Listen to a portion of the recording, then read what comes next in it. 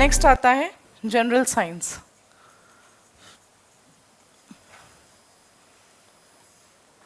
Around 30 questions.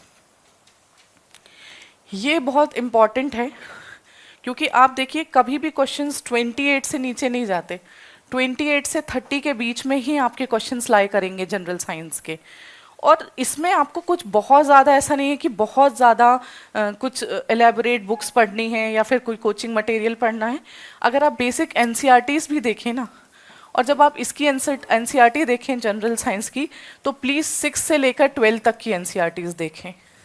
I know आपको लगता थोड़ा चाइल्डिश साउंड हो रहा होगा कि 6th की एनसीईआरटी तो हमें सबको पता होती है, बट अब जो एनसीईआरटीज में थोड़ा उनने मॉडर्नाइजेशन किया है, साइड में बॉक्स दिए हैं, बिलीव में आपको कुछ ना कुछ बहुत अच्छी इन्फॉर्मेशन वहाँ से मिलेंगी जो एज इट इज़ क्वेश्चंस उठ के आते हैं।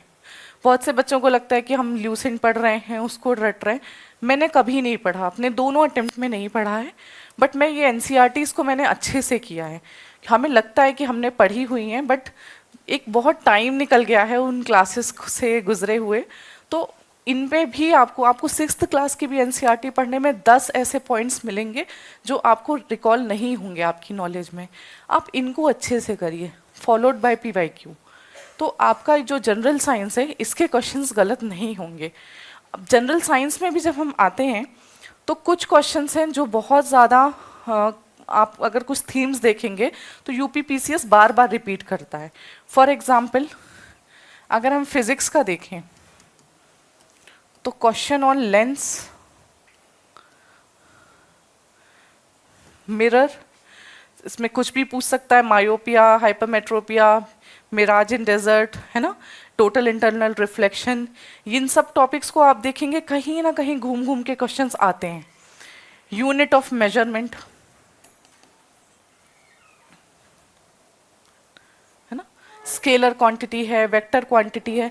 अब आपको पता, अब देखिए यहाँ पे ही हम क्या कर देते हैं, जैसे अगर पेपर में एक बार क्वेश्चन आया है उसमें 4 क्वांटिटीज दी हुई हैं और पूछ रहा है कि which of the following is scalar quantity, तो हमने क्या किया, हमने उसका आंसर देख लिया, नहीं पता था तो हमने रट लिया कि ये स्केलर क्वांटिटी है, बाकी तीनों हम छोड़ देते हैं। अब यूपीपीसीएस क्या करता है, नेक्स्ट टाइम वो फिर क्वेश्चन डालता है कि which of the following is scalar quantity, अब वो क्वांटिटीज ही चारों बदल देता है। और जो हमने रटी है वो हमें हमें याद है कि यार वो तो रटी थी, वो नहीं है, इनमें से कौन सी है पता नहीं है। ये नहीं करना है। जब आपको पता है कि इस टॉपिक से क्वेश्चन बार बार आता है तो आप एक लिस्ट बना लीजिए। ऐसे भी अगर देखें तो मुझे नहीं लगता कि जितना रट्टोफिकेशन इस एग्ज़ाम में है किसी और एग्ज़ाम में करते हैं, और वो क्षमता इंडियन स्टूडेंट्स में इनबिल्ट है कि हम कितना भी रट सकते हैं। तो उसके लिए जब आप उतना रटने की क्षमता रखते हैं तो वो चीज़ रटिए ना जो आपको एक्चुअल में नंबर फैच कराएगी, रेदर देन सब कुछ रटने की। अब आप इसमें यहाँ अगर स्केलर और वेक्टर की, मैं कहती हूँ 8-8, 10-10 क्वांटिटीज़ हैं जो पूछती हैं, सारी याद कर लीजिए। इसमें से अब वो कुछ भी क्वेश्चन बनाएंगे, आपका क्वेश्चन गलत नहीं होगा।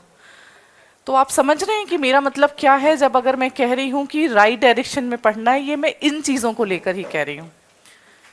ठीक है, ये तो हमने फिजिक्स की बात की। सिमिलर वे में अगर आप केमिस्ट्री को भी देखेंगे, केमिस्ट्री में एक है केमिकल फॉर्मूलाज, और बहुत ज़्यादा नहीं पूछते हैं, ये सिंपल वही पूछेंगे, ब्लू विट्रॉल का फॉर्मूला क्या है, बेकिंग सोडा क्या होता है, वॉशिंग सोडा क्या होता है।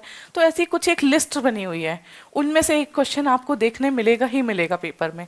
तो आपको ये वाली लिस्ट अच्छे से प्रिपेयर करना चाहिए कि क्या केमिकल फॉर्मूलाज हैं और उसमें से क्वेश्चन। या फिर कई बार किसी किसी को कुछ बोलते हैं, जैसे जिंक ऑक्साइड को फिलोसफर्स वूल बोलते हैं, तो इस तरीके के कुछ होंगे। कुछ केमिकल फॉर्मूलेज हैं जो आपको याद होने चाहिए, और कुछ केमिकल फॉर्मूलेज हैं जिनके एब्रीवेशंस आते हैं। आप मेक श्योर करिए कि आप इन दोनों को अच्छे से करके जाएं। ये 3 चीज़ अगर आप करके जाएंगे, आप देखिएगा आपको तीनों टॉपिक्स में से क्वेश्चंस मिलते हैं। If not every year but every other year आपको इधर में से क्वेश्चंस देखने मिलते हैं।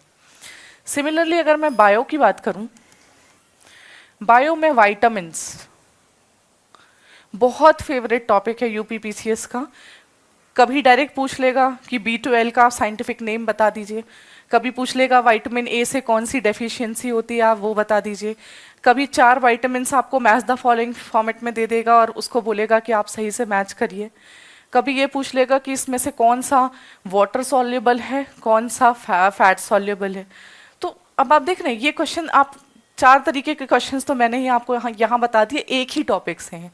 अब अगर एक क्वेश्चन नहीं तो वन और दी अदर क्वेश्चन आपको दिखेगा पेपर में कि क्वेश्चन एक बायो में से उसमें से हो गई।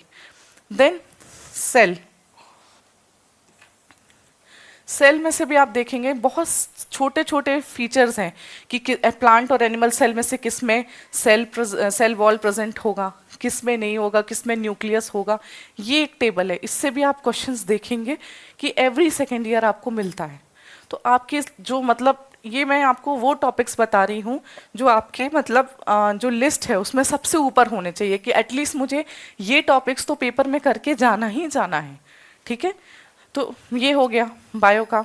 देन बायो में और भी बहुत सारे हैं। हाँ, जैसे आप प्लांट्स में अगर देखें तो जाइलम, फ्लोएम, किससे वाटर जाता है, किससे फूड जाता है। ठीक है, तो ये चीज़ें आपसे पूछता है। अब मुझे कई बार कंफ्यूजन, और ऐसा ज़रूरी नहीं है कि हर चीज़ आप बाय लॉजिक याद करें। कई चीज़ों को याद करने के लिए आप ऑब्जर्वेशन या कुछ ऐसे बनाइए, इस तरीके से याद करिए।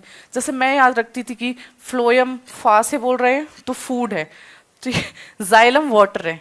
तो अब इसका कोई लॉजिक नहीं है, बट सिंपली अपने माइंड में जस्ट मैंने उसको इस तरीके से फीड कर लिया, मुझसे गलत नहीं होता। तो ये बिल्कुल ज़रूरी नहीं है कि अगर आप जैसा एज इट इज़ क्लास में पढ़ रहे हैं आपको बिल्कुल वैसे ही याद करना है। आप अपने भी लॉजिक्स बना सकते हैं, बिलीव मी अपने बनाए हुए लॉजिक्स ज़्यादा देर तक याद रहते हैं रेदर देन किसी और के लॉजिक्स। बहुत से टाइम, अभी ये तो प्रीलिम्स की बात चल रही है, मेंस में तो इतने डेटा फैक्ट्स सब कुछ आएगा, तो वो सब कैसे याद रहेगा।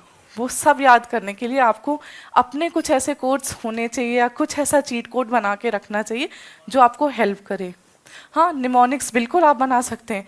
मतलब बहुत से लोग हैं जैसे जो सार्क कंट्रीज़ हैं या इस तरीके क्वेश्चन हैं, इनको निमोनिक्स से याद करते हैं। कुछ लोगों को मैप बहुत पसंद होते हैं, ज्योग्राफी, तो वो मैप से ऐसे जैसे डायगोनल बना लिया, कुछ बना लिया, इस तरीके से याद कर लेते हैं। तो वो आपकी स्ट्रैटेजी होनी चाहिए। और मैं इसलिए यही कहती हूँ, मैं हूँ या कोई भी है, आप अगर उससे कुछ भी सीख रहे हैं उसको सिर्फ अपनी स्ट्रैटेजी में इन्वॉल्व करिए रेदर देन पूरी स्ट्रैटेजी किसी एक इंसान के हिसाब से चलिए। ठीक है, ये हमारे साथ एक दिक्कत होती है, किसी ने कोई बुक बताई, अगले दिन जाके सबसे पहले वही बुक लेके आ जाएंगे, अब उसको पढ़ना शुरू करेंगे। फिर कुछ दिन बाद कोई और आके बुक बताएगा, हम उसे पढ़ने लगेंगे। अब आप खुद सोचिए कि एक बुक को वही नॉलेज सब में है, माइट बी +-2 हो जाएगा कहीं पे भी, लेकिन अगर आप आज इस बुक से पढ़ रहे हैं कल उससे, आपका जो ब्रेन एक पिक्चराइजेशन करता है वो कभी कर ही नहीं पाएगा। ये सबसे बड़ा रीज़न होता है कि जब हम कहते हैं ना कि हमें याद नहीं हो रहा है या फिर हमने तो सारी बुक्स पढ़ी थी, क्वेश्चन कहाँ से आ गया, हमने रिकॉल नहीं हुआ। उसका रीज़न बीइंग हम हर थर्ड डे अपनी बुक्स चेंज करते रहते हैं। उस चीज़ को बिल्कुल मत करिए, अपनी एक एक बेसिक बुक्स पे बिल्कुल स्ट्रिक्ट रहिए, पेपर्स को एनालाइज करिए। ये जो मैं आपको जो भी एनालिसिस बता रही हूँ ये मैंने पेपर्स से ही एनालाइज किया है। ठीक है, आप खुद घर जाइएगा और पेपर्स को देखिएगा, आपको समझ में आएगा ये सारा एनालिसिस वहीं से है। इसी तरीके के एनालिसिस करिए और इस बेसिस में बुक से ही नोट्स निकाल के अपने नोट मेकिंग पे बिलीव करिए। हम उसमें भी आएंगे एट द एंड। तो ये था जनरल साइंस की बात।